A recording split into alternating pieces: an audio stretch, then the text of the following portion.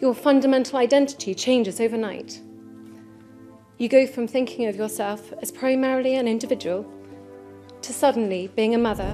Everything seemed calm inside the palace walls until one quiet afternoon, Princess Catherine found out something that left her speechless.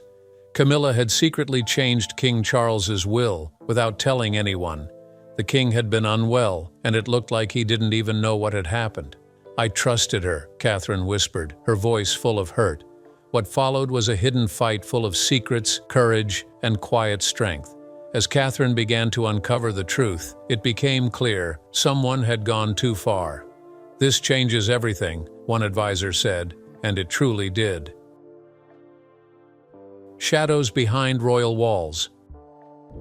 The halls of Buckingham Palace, usually filled with soft footsteps and quiet purpose, had fallen into an uneasy silence. The chandeliers still sparkled, the flowers were still changed daily, and the royal staff moved with trained elegance, but something had changed. It was as if the air itself had grown heavier since King Charles had taken ill. Catherine, Princess of Wales, noticed it first. At first it was just small things, whispers that stopped the moment she entered a room, staff exchanging glances, closed doors that were once left open. Then came the late-night meetings, movements that didn't match the calm front the palace tried to maintain for the public. Every evening, just past midnight, when most of the palace slept, Queen Camilla would quietly slip out of her private rooms, her heels muffled against the thick red carpets. Catherine watched from a shadowed corridor one night as Camilla disappeared behind the doors of the king's study. She wasn't alone. 3 men in dark suits followed her closely, their briefcases tight in hand. Lawyers, Catherine guessed. But what disturbed her more was that none of Camilla's usual aides or staff were present. Whatever they were discussing was meant to stay secret. The next morning, Charles remained too weak to speak. He had barely opened his eyes when Catherine visited. He had once been a proud and upright figure, but now he lay pale and thin under soft blankets, his crown resting in name only. Still, Catherine smiled gently as she touched his hand. "Rest, Papa," she whispered. But inside, her heart twisted. Something was happening behind his back, and she couldn't shake the feeling that time was running out. Over the following days, the strange behavior around Camilla only grew. She had become colder, more guarded. She smiled for the public, posed for photos, and gave her usual nods of approval. But behind closed doors, she was always in quiet conversations with people who had no business being in the palace. One evening, Catherine passed by the private library. The door was cracked open just enough to let voices slip out. She paused. Inside, she heard Camilla's voice, sharp and urgent. "We need to finish the final revisions before next Friday," Camilla said. Another voice, a man's, responded, "Once it's signed, no one can challenge it." Catherine's breath caught in her throat. "Final revisions? Signed? Challenge what?" Then another whisper. "This document must stay hidden. No one can know about the change, especially not Prince William." Catherine stepped back quickly, her heels silent as she slipped into the nearest side hall. Her pulse raced. What document were they hiding, and why keep it from William? That night she could barely sleep. Her mind ran in circles. Could it be the king's will? Was Camilla changing it while Charles was too weak to understand? The next morning she took a walk in the palace gardens, hoping for peace. But peace did not come. Instead, a quiet figure approached her near the Queen Victoria fountain. It was Thomas, an older but loyal member of the palace staff. His eyes held something unusual that day. Not fear, but warning. "Your Highness," he said softly, bowing. She smiled faintly. "Good morning, Thomas." He glanced around, then leaned closer. "Not everything is what it seems with the Queen." Catherine's smile faded. "What do you mean?" He paused, weighing his words carefully. "I've worked here a long time, ma'am. Long enough to know when people are moving in silence, and right now it's too quiet in places that used to be loud." Catherine felt a chill run down her arms. "Thank you, Thomas," she said gently. She returned to the palace with a storm growing quietly inside her. She didn't want to believe it, not without proof, but the signs were everywhere, and her instincts had never felt this sharp. Something was wrong. That afternoon, she noticed Camilla again, this time exiting the king's private study with a paper clutched tightly in her hand. Catherine stood still in the corridor, pretending to admire a portrait. Camilla didn't notice her. The queen looked flushed, almost anxious, as she walked briskly away and handed the paper to one of the same men Catherine had seen before. The man placed it quickly into his briefcase. Catherine knew then that she had to act. She didn't know exactly what Camilla was doing, but she knew it wasn't good. She had to find out more, but carefully. The palace had ears everywhere, and if she made a wrong move, everything could slip away before she had a chance to stop it. The hidden documents.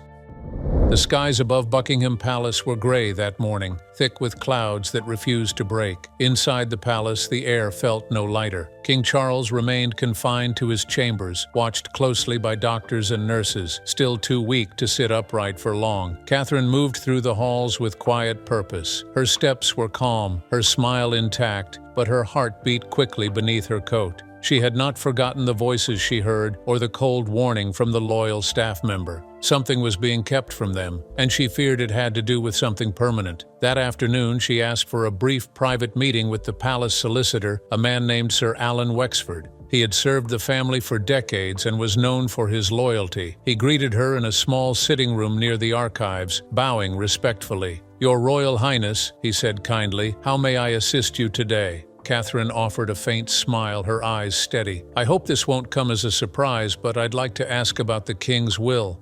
Sir Alan blinked once, then shifted slightly in his seat. "Yes, of course. I understand it was last reviewed some time ago," she continued, keeping her voice light. "Has anything changed recently?" There was a pause. Then carefully he replied, "Yes, ma'am. It was updated." "Updated?" Catherine repeated. "Only recently. A few weeks ago, actually." His words were clipped, almost cautious. She sat back in her chair, hiding the growing knot in her stomach. "I wasn't made aware. It was done privately. I'm afraid the king insisted on keeping it discreet." Catherine smiled politely and thanked him, though every part of her felt shaken. The king had barely been conscious for weeks. Could he have truly asked for such a major change? That evening, the storm broke, not outside, but within her heart. A plain envelope was slipped under her door. There was no name, no mark, just a single folded sheet inside. The paper was official with royal headers and legal wording. It was a copy, partial but clear enough. She held her breath as she read the first few lines. At the bottom, it read, "This revised testament nullifies all previous versions and transfers the estate of Sandringham Balmoral and the Royal Art Collection to be held in trust for Tom and Laura Parker Bowles." Catherine stared at the page in silence, her hands trembling. She read it again and again, hoping she had misunderstood. But the words didn't change. Tom and Laura, Camilla's children from her first marriage. The original will, the one she had seen years ago, left those properties and collections in the trust of Prince William and his children. It had been King Charles's way of securing the legacy for the next monarch, a bridge between generations. But now it was gone. She sat frozen, the letter resting like a stone in her lap. No explanation, no warning, just a quiet shift of history behind closed doors. A change no one was supposed to notice until it was too late. There was a soft knock at her door. "Mummy?" It was Charlotte. Catherine quickly folded the document and tucked it into a drawer before rising to open the door. "Yes, darling? Are you okay?" Catherine knelt and held her daughter close. "Yes, sweetheart, everything is fine." But it wasn't. When the children were tucked into bed, she returned to the drawer, pulled out the document, and sat beside the fireplace. She stared at the flames, her mind turning over everything she had just learned. "Why would he do this?" she whispered to the empty room. Unless he didn't. The king had been weak, drugged, barely able to stay awake for more than a few minutes at a time. The last time she spoke to him, he hadn't remembered what day it was. Would he really have understood what he was signing? She picked up the paper again and studied the signature. It looked like Charles's hand, but shakier than usual. The more she stared, the less certain she felt. Her thoughts ran in circles, questions, fears, doubts. Had Camilla gone behind his back? Has someone forged the changes? Or worse, had Charles been tricked into signing something without knowing what it was? Her heart broke at the thought. Tears pricked the corners of her eyes, not out of anger, but sadness. This wasn't just about property or wealth. It was about trust, legacy, the future of her children, of William, of the crown. She remembered the way Charles had once looked at George during a garden walk, beaming with pride. "He's the future," the king had said, "and it's our duty to protect it." So why would he undo that? Catherine stood and walked toward the window, looking out over the dark palace grounds. The trees swayed in the wind, their branches reaching like shadows across the lawn. She couldn't tell William yet, not until she knew more, not until she had proof. But deep inside, a fire was starting to burn. If Camilla thought she could change the future in silence, she was wrong. Very wrong. Catherine took a deep breath, wiped her face, and folded the paper one last time. She would get to the bottom of this, quietly, carefully. And when the truth came out, it would not be whispered. But how was Camilla able to do all these discreetly? The Queen's moves.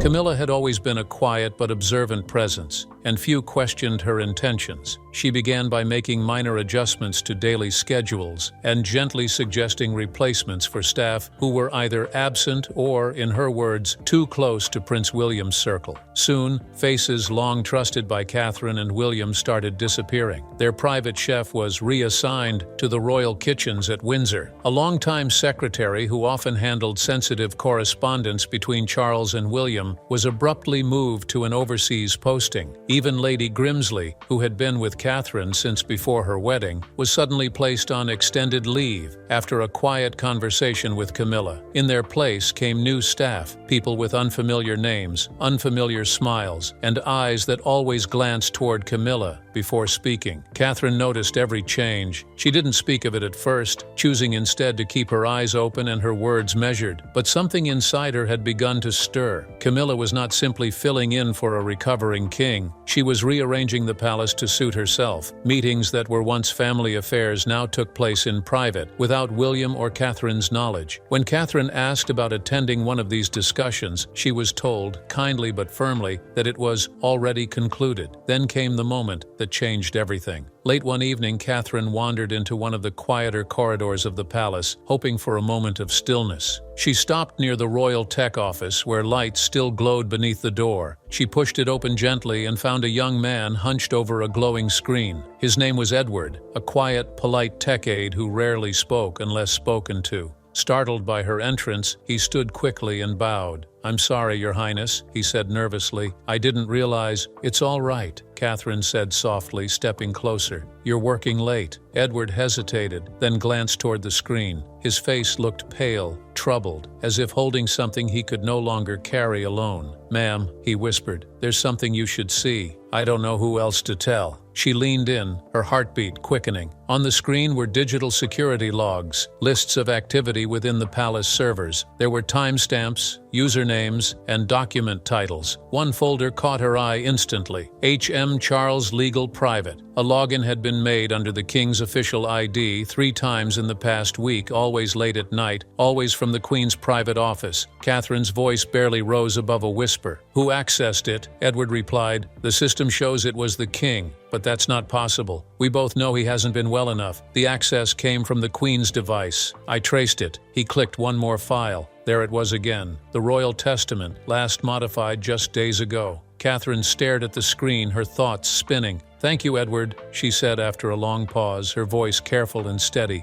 "Say nothing of this to anyone." "Not yet." That night, Catherine returned to her room and sat silently by the fireplace. The truth was in front of her, but it felt heavier than anything she had ever held. If Camilla had accessed the King's legal files, she had done so without permission, possibly while he was too weak to consent. The idea twisted inside her. This wasn't just about power. It was about the future, her children, William, the entire line of succession. When William entered the room, he saw the look in her eyes and knew something had changed. She told him everything about the staff changes, the document she had received, and now the digital access logs. William listened carefully, his brows furrowed with concern. The personal life was what really took me over the edge. And I started feeling things that I've never felt before, and I got very sad and very down about When she showed him the printed screen captures Edward had prepared, he remained quiet for a long moment. "She used his credentials?" he asked quietly. "Yes," Catherine answered, "and I don't believe he knew." William sat back in his chair and rubbed his forehead. "It's dangerous to assume. If Father gave her permission—" "He didn't," Catherine interrupted gently. "He couldn't have. He's been barely conscious." William looked torn. His instincts told him something wasn't right, but he also knew the danger of accusing the Queen without his father's voice to back them. "If we go public or even confront her without solid proof, it could create a scandal we can't control," he said. "We'd be blamed for dividing the family during a crisis." Catherine understood. Her own caution warred with a growing urgency inside her. Camilla's hands were in places they didn't belong, and the longer they waited, the deeper her influence would grow. Outwardly, Camilla showed no sign of concern. She smiled brightly during official duties, posed for photographs, and carried herself with perfect grace. The press praised her strength and composure, calling her a steady force beside the crown. But behind closed doors, the palace pulsed with quiet fear. Her orders were swift, her decisions are final. Even senior advisors began tiptoeing around her, unsure who they truly served. The queen had learned how to rule without ever raising her voice, but Catherine, who had once believed in silence and patience, now understood that some things couldn't be left unspoken. A line had been crossed, and while her face still wore the calm of royalty, her heart had begun to prepare for war.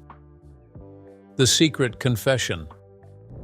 The wind brushed softly against the rose gardens of Buckingham Palace, yet the calmness outside did not match the storm building behind its doors. Each passing day, Catherine felt the weight pressing on her chest grow heavier. Every moment was watched, every hallway echoing with whispers. Still, she moved gracefully, her smile never cracking. The time for answers had come, and the truth was no longer hiding in the shadows. It was inching toward her, slowly, quietly. She received the message late in the afternoon, a handwritten note folded neatly beneath her teacup during her walk in the Queen's courtyard. The handwriting was delicate, old-fashioned. No name, just a time and place. Tonight, the West Corridor, the conservatory. Come alone. Catherine hesitated for only a moment, then she folded the paper and tucked it into her pocket. She had learned not to ignore silent invitations like this. Truth rarely knocked at the front door. When darkness fell, she left her chambers wrapped in a soft shawl, her footsteps soundless against the stone. The West Corridor was deserted. At the far end, through a pair of tall glass doors, the conservatory glowed gently under the moonlight. She stepped inside and found him waiting. Dr. Gerald Hewson. He had served the royal family for over 30 years through sorrow, joy, and change. His white hair and calm face carried years of loyalty and knowledge. Tonight his expression was different, seriously, burdened. "Your Highness," he said, bowing gently. Catherine gave a slight nod. "Doctor, you asked to meet me?" He hesitated, looking over his shoulder to ensure they were alone.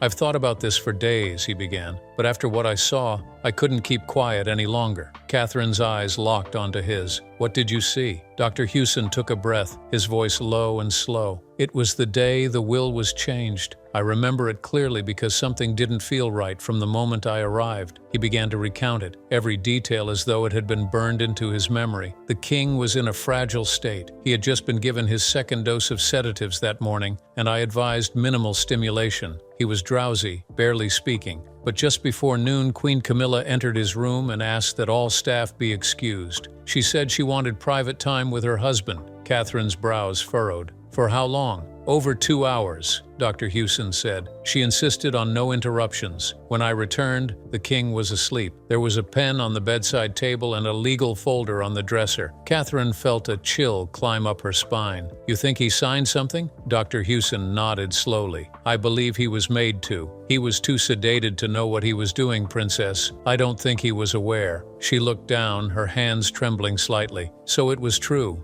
Her fears, her suspicions, all of it. Camilla had waited until Charles was at his weakest. She had cleared the room, held the pen in his hand, and rewritten the future. "Why are you telling me this now?" Catherine asked, her voice softer than before. "Because I couldn't live with it," Dr. Hewson replied. "I've served this family most of my life, and I've never seen such a betrayal." He stepped forward and lowered his voice. "But you must be careful. Camilla, she has people watching. Even me." Catherine raised her eyes to his. "Then why risk it? Because you're the only one who sees clearly, the only one who will protect the truth." They stood there in the moonlit room, the silence between them filled with the heavy truth of what had been done. The will had not been updated by a conscious king. It had been forged through manipulation, a crown reshaped by greed. Catherine placed her hand gently on the edge of the table. Her fingers curled slowly, trying to steady her own breath. "I knew something was wrong," she whispered. "But I didn't want it to be this dark." Dr. Hewson bowed his head. "There's one more thing." Catherine looked up again.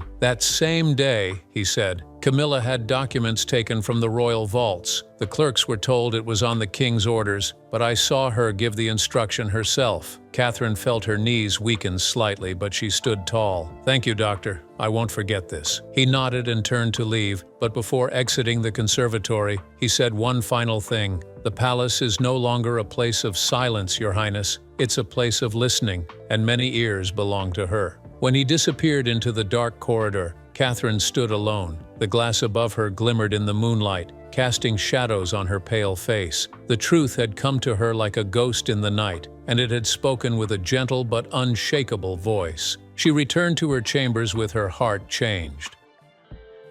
Catherine's silent war. Camilla had quietly twisted the line of legacy, favoring her children over the future heir, and no one else seemed to notice or dared to speak of it. But Catherine did not storm the gates. She did not raise her voice or call attention to what she knew. Not yet. Instead, she began her silent war. She reached out to two of the royal family's most trusted legal advisors, men who had served under Queen Elizabeth and were known for their honor. They met her in private, inside a rarely used study tucked behind the palace archives. The room was quiet, its windows sealed with thick velvet curtains. There, with a lowered voice and a firm heart, Catherine told them everything. "I'm not here to accuse," she said carefully. "I'm here to ask for help. I need to find the original will." The lawyers exchanged a look. After a brief moment, one of them nodded. "We may be able to locate a digital backup," he said. "Sometimes earlier versions are stored on the royal server before final copies are printed." "And time-stamped?" Catherine asked quickly. "Yes, every version logs the date and editor." It was exactly what she needed. Over the next few days, while Camilla continued her smiling appearances and held carefully orchestrated meetings, Catherine moved through the palace like a gentle breeze, never loud, never still. She met quietly with an IT specialist Edward had introduced to her. Together they searched the archives of the royal server. And then, at long last, they found it. An early draft of King Charles's original will stored safely, locked with 2 levels of clearance. It had not been touched in nearly a year. The name of the editor, King Charles. The date? Months before he had fallen ill. Catherine's breath caught when she opened the file. Balmoral, Sandringham, the royal collection, all listed under William's future trusteeship. It was real, it was honest, and it was the truth. I got very sad and very down about sort of this particular family. And I think you start to take away bits of the job, and you take them home and you keep them in. But there was a problem. The document can't be released, the lawyer told her. Not unless His Majesty authorizes it, or the reigning monarch requests a formal review. And King Charles was still too weak, still in recovery, still surrounded by Camilla's guards. Catherine sat quietly in her room that night, the flickering light of the fireplace dancing across her face. She held the printout in her hands, knowing it was the key, but a key she couldn't turn. Across the room, William entered. He looked tired, his shoulders heavy from another long day of royal duties. He kissed her forehead gently, then sat across from her. "I saw your message," he said. "You found it?" She nodded and handed him the document. He read through it slowly, his eyes narrowing. "This is it," he whispered. "This proves everything." "Yes," she said, "but it's not enough." They both knew what it meant. Without the king's voice, it was still only paper. William leaned back, staring into the fire. "What do we do now?" "We wait," Catherine said. "We watch, and we prepare." But Camilla had already begun to feel the shift in the air. She may not have known exactly what Catherine was doing, but she sensed it, and she moved quickly. Days later, Catherine and William received news that they were no longer required to attend a series of high-profile royal events. The explanation was vague. Schedule adjustments? Too many representatives already attending? But the message was clear. They were being sidelined. Camilla had begun to control the narrative. Press releases painted her as the tireless caregiver by Charles's side, the steady rock in a time of royal uncertainty. Stories appeared in the tabloids praising her leadership and hinting at a new chapter for the monarchy, one where tradition could be softened and the crown shared. Catherine felt the shift. She read every headline. I watched every smiling photo, and she said nothing. But in private, the pressure began to show. One evening, she and William sat in their private residence, tensions swirling between them like a storm waiting to break. "We need to act," she said quietly. "She's turning the public against us." William rubbed his forehead. "If we speak out without Father's voice behind us, it'll be a disaster." We'll be accused of trying to tear the family apart while he's ill." Catherine stood, pacing near the window. "So we wait? Until it's too late? Until George's future is signed away without a fight?" William looked at her, his voice low but steady. "I'm thinking of George. I'm thinking of all of them. But we have to be careful. If we move too fast, we lose everything." Catherine turned to him, her voice soft but fierce. "And if we move too slow, we'd lose it anyway." The silence between them grew thick, not with anger but with fear. Fear of the unknown. Fear of doing too much or not enough. Catherine sat beside him, placing her hand over his. "I'm not asking you to make noise," she said, "but let me do what I can, quietly, carefully." He looked at her and nodded. "Just promise me one thing." "What?" "Promise me you won't let her see you lose." Catherine smiled gently. "I won't. I never will." A King's Awakening. The late morning sun fell softly over the royal estate, pouring light through stained glass and breathing life into the cold marble corridors. It had been weeks of waiting, watching, and whispering. The palace was quieter than usual, almost too quiet. Servants moved carefully, guards exchanged glances, and in one secluded wing of the palace, King Charles stirred. For days the doctors had said little. His condition had fluctuated, alert one moment, silent the next. But now something was different. His eyes were open, he was alert. And when the nurse leaned in and asked if he needed anything, Charles rasped out two words that shook everyone nearby. "Princess Catherine." It didn't take long for the message to reach her. Catherine, sitting in her private chamber surrounded by files, memories, and silence, stood abruptly. Her heart raced, not from fear but from a sudden surge of hope. She walked fast, almost running through the stone corridor, her heels echoing with every step. When she entered the king's room, it was just the two of them. No attendants, no guards, just Charles, pale, tired, but awake, and Catherine, whose heart trembled as she approached him. He looked at her carefully. "You look troubled," he said softly. She knelt beside his bed and gently took his hand. "There's something I must tell you," she whispered, her voice tight with emotion, "and I need you to hear every word." Charles nodded. He trusted Catherine, more than most in the family, and she could feel that trust in the weight of his gaze. She began slowly, not wanting to overwhelm him. "While you were ill, there were changes made. To your will." His brow furrowed. "My will? What sort of changes?" "You weren't well. You had been given strong medication. That day Camilla dismissed the staff. You were alone with her for hours. That was when the new documents were signed." The king stared at her. Confusion darkened his face. "I don't remember signing anything." "I know," Catherine replied, her voice cracking. "Your physician came to me. He told me you were sedated. You didn't even know what you were agreeing to." A silence fell between them. The soft ticking of the wall clock felt louder than it should have. Then Charles closed his eyes and leaned back into his pillow. He covered his face with one hand and whispered, "I've made a terrible mistake." Catherine reached for him, but his hand trembled as he moved it away. "I trusted her," he said, more to himself than to Catherine. "I let her near me when I couldn't think.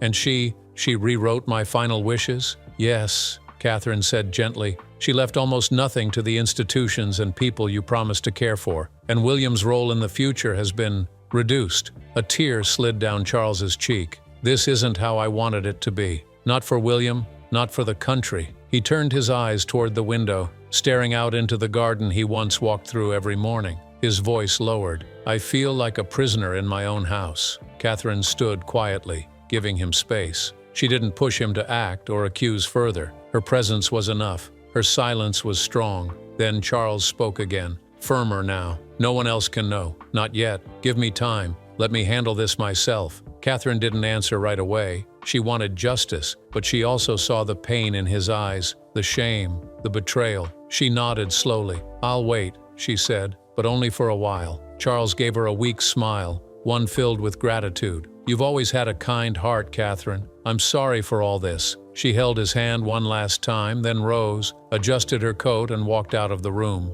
But down the hallway, hidden behind a wall of curtains and shadows, Camilla stood perfectly still. She had heard enough. She had come to check on Charles, but when she saw Catherine entering alone, she paused. And now, watching her leave with a strange smile, calm, resolved, almost victorious, Camilla's world shifted. Her hands clenched slowly, her lips tightened, and for the first time in weeks, her mask cracked just enough to show the fury behind it. The Queen exposed. Charles, thinner now but stronger than he had been in weeks, sat upright in a formal room bathed in natural light. His fingers tapped lightly on the oak armrest of the royal chair. To his left stood his personal lawyer. To his right, a clerk who had handled confidential records for decades. Behind them, the atmosphere was tense. Camilla entered, her heels silent on the polished marble. Her face was carefully arranged into a look of concern and confusion. "You called for me, Your Majesty?" she asked gently, her voice wrapped in practiced sweetness. Charles did not look up right away. He simply said, "Yes, Camilla. Please, sit." She hesitated before taking the chair across from him. There was something about his tone, soft but different, sharper, more awake. "I need to ask you some things," Charles said, locking eyes with her. "And I need you to answer truthfully." Camilla's smile flickered. "Of course. Have you accessed my private legal files in the past 2 months?" he asked directly. Camilla blinked,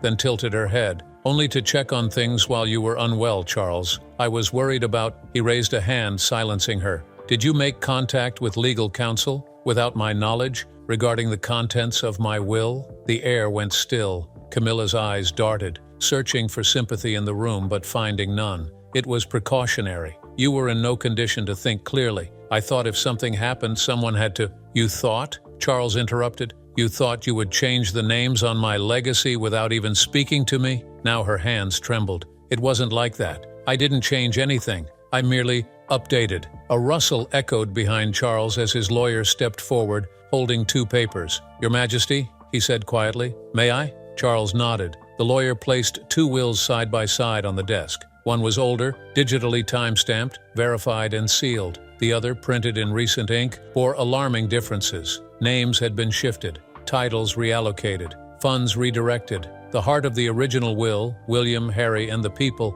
had been changed. Now, an uncomfortable share of it had gone to distant cousins and lesser-known connections, all of them tied to Camilla's world. "I never signed this," Charles said quietly. "I never approved it." Camilla's color drained. "But it was necessary," she whispered. "You were slipping in and out, and she gestured vaguely, "they said it was better to prepare." One of the courtiers cleared his throat. "Your Majesty, may I add something?" Charles nodded. The courtier handed over a printed log, digitally tracked from palace security. "These show Queen Camilla accessed private legal drives using clearance codes that were not authorized by you, sire." Camilla's mouth opened, then closed again. Her carefully arranged calm began to fray. "I only wanted to protect what we built," she whispered. "All these years. Don't I deserve a piece of the future, too?" Charles stood. The room fell still. "I trusted you," he said, his voice low but steady. "You were supposed to stand beside me, not scheme behind me." Camilla's eyes welled. "Charles, please, this isn't about love or loyalty," he said. "This is about honor." There was no shouting, no dramatic exit. Just silence. With a nod, Charles turned to his advisors. "Effective immediately," he said. "Queen Camilla is to step down from all royal duties, indefinitely." Camilla stood up too quickly, knocking the chair slightly backward. "You would do this to me? After everything?" Charles didn't respond. His silence was colder than any word he could have spoken. Later that evening, a formal statement was quietly released by Buckingham Palace. It did not name Camilla. It did not air the royal family's shame. It simply confirmed that recent legal changes made during the king's illness were nullified and that His Majesty had resumed full oversight of all royal affairs. Camilla was not seen in public for days. Behind the stone walls of the palace, she remained in a private wing, her title untouched in name but empty in meaning. Her royal calendar was blank. Her power had melted away like mist in the sun. Catherine watched from afar, not with triumph, but with quiet strength. She knew there were still battles ahead, still shadows that lingered, but one truth had been restored: the Garden of Quiet Victory.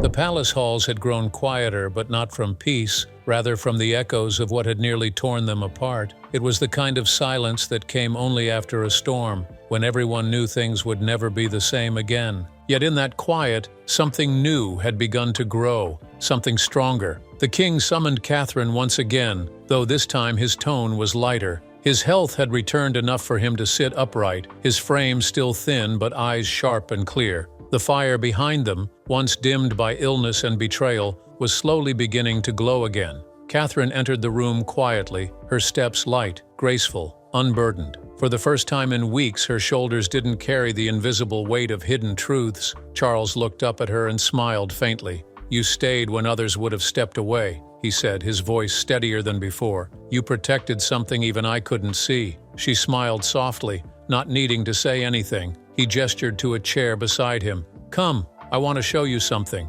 Laid out on the table beside him were two documents. One was the altered will, the one Camilla had tampered with. The other, the original, had been restored under the king's direct orders. "I've signed it again," he said gently, "and this time I've included something else." He handed her a sealed envelope. "Not for today, for later. But know this, Catherine, you've reminded me of the kind of queen this country truly deserves." Her breath caught, but she didn't open the envelope. Not yet. She didn't need proof to know she had done the right thing. Still, hearing it meant more than she could say. In the following days, word began to spread. Camilla, no longer attending royal functions, had left the palace under quiet arrangements. She was not banished publicly, but her absence spoke louder than any official announcement. She had retreated to a countryside estate, guarded from cameras and whispers, but not from regret. She had no titles removed, but no responsibilities remained. Her desk in the royal office had been cleared. Her calendar was left blank. Where once her presence had been loud and carefully choreographed, now she was simply missing.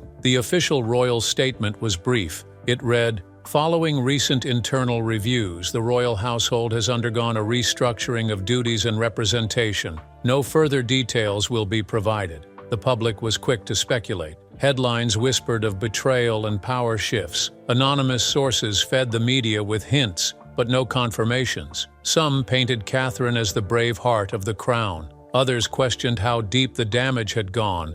But the truth, like much of the royal family's world, was kept behind closed doors. Behind those doors, changes had already begun. Charles, though slowly returning to form, had begun transferring more and more responsibility to William and Catherine. It was not announced with trumpets or pageantry. It began in quiet meetings, late-night briefs, and discreet morning appearances where Catherine and William stood in his place. The public began to notice. William, steady and calm. Catherine, strong but graceful. Together they moved like a unit, focused, prepared. A new era wasn't coming. It was already here. In the palace, staff began addressing their notes to the prince and princess instead of the king. More meetings were led by William.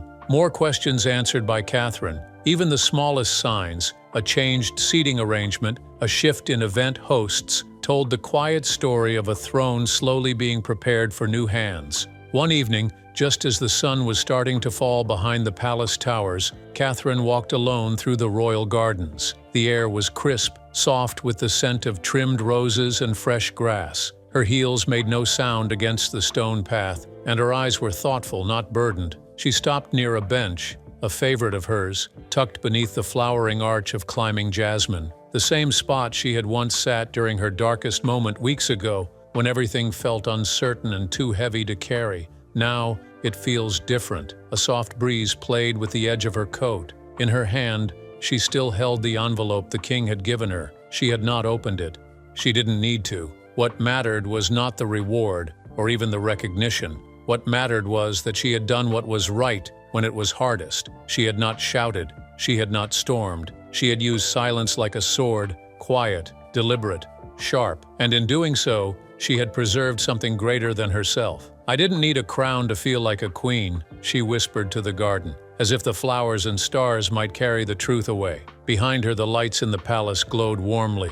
Life inside went on. Meetings, laughter, the hum of the next chapter already beginning. Catherine took one last breath and walked back, her figure graceful beneath the evening sky. She was not the same woman who had once feared the storm. She had weathered it, quietly, steadily, and now she stood not just beside a king but ahead of a new kingdom waiting to rise. What do you think? What will Beatrice do when the true paternity is revealed? Share your thoughts in the comments, and don't forget to like, share, and subscribe. Before you go, be sure to click on the video shown on your screen.